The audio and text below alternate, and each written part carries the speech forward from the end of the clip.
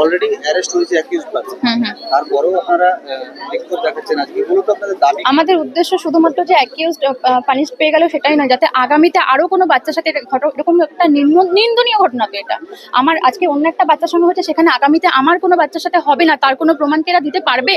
আমার সেফটি চাইছি, আমরা নিরাপত্তা চাইছি। আমরা সবাই আতঙ্কে রয়েছি, প্রত্যেকটা মা বাবা, প্রত্যেকটা বাড়ির প্রত্যেকটা সদস্য আমরা আতঙ্কিত রয়েছে। আগামীতে যে বাচ্চাকে পাঠাবো, কোন নিরাপত্তা আমাকে স্কুল দিচ্ছে?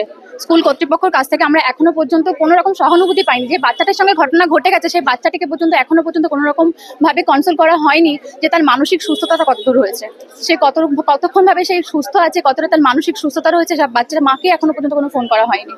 আমরা আগামীতে যে স্কুলে বাচ্চাকে পাঠাবো, তার নিরাপত্তা কে দেবে আমাদেরকে?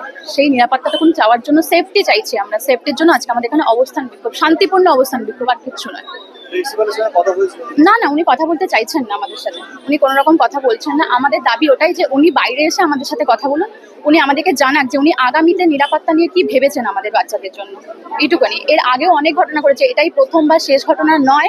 এর আগে অনেক ঘটনা ঘটেছে, ধামাচাপা দেওয়া হয়েছে, রীতিমতন ধামাচাপা দেওয়া হয়েছে। হয়তো এই ঘটনাটা ঘটার জন্য অপেক্ষায় ছিলেন, সেটা আমরা জানি না। সিসিটিভি আছে, কিন্তু সিসিটিভির এমন অবস্থা যে সিসিটিভি ক্যামেরায় কোনো কিছু ধরা পড়ার যোগ্য নয়। আমরা এই ঘটনাটার হ্যাঁ, অবশ্যই অবশ্যই অবশ্যই আমরা নিরাপত্তাহীনতায় ভুগছি, অবশ্যই ভীষণভাবে নিরাপত্তাহীনতায় ভুগছি। হ্যাঁ, আমরা ওই কারণে এখানে এসেছেন, যাতে স্যার বাইরে এসে আমাদের সবার সঙ্গে কথা বলেন। কোনো রকম একজন দুজন বা 10 জনকে ডেকে নিয়ে আলাদা রকম কোনো মিটিং আমরা চাইছি না। স্যার বাইরে আসবেন, আমরা সবাই প্যারেন্ট, সবাই পয়সা দিয়ে বাচ্চাকে পড়াচ্ছি। একটা ভালো স্কুলে পড়ানোর কারণ এটাই, যাতে সবাই সমানভাবে নিরাপত্তা পায়, সেটা আমরা কেউ পাচ্ছি না।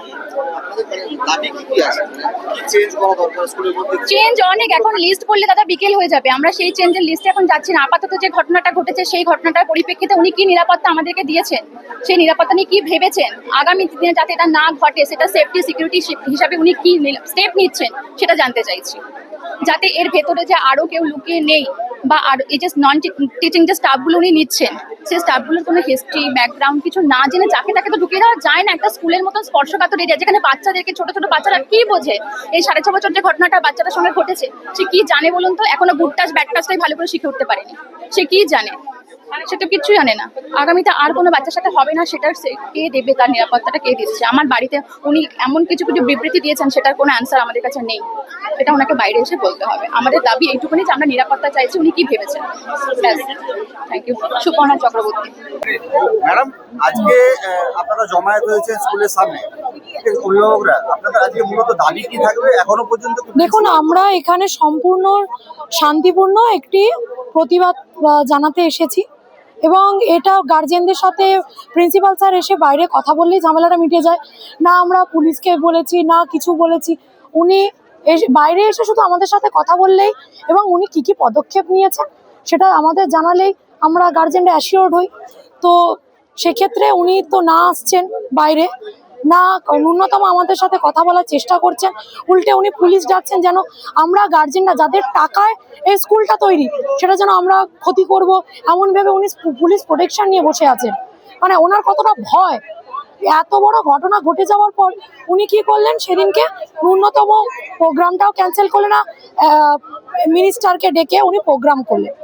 তারপরে ন্যূনতম ওনার এইটুকু সিম্প্যাথি নেই যে ফোন করে ভিকটিমের অবস্থা কেমন আছে, উনি না কোনো টিচিং স্টাফ, না নন টিচিং স্টাফ, না ক্লাসের ক্লাস টিচার, কেউ ন্যূনতম কারুর মনে হয়নি যে বাচ্চাটা কেমন আছে সেটা জিজ্ঞাসা করি।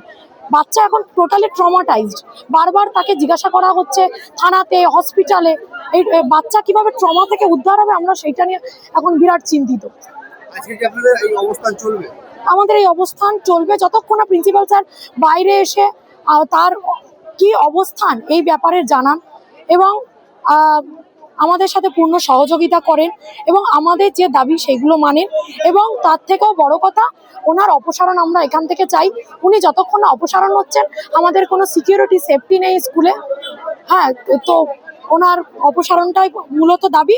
তার সঙ্গে আরো অনেকগুলো দাবি আছে, সেগুলো অনেকে আছে পারেন। আমি আর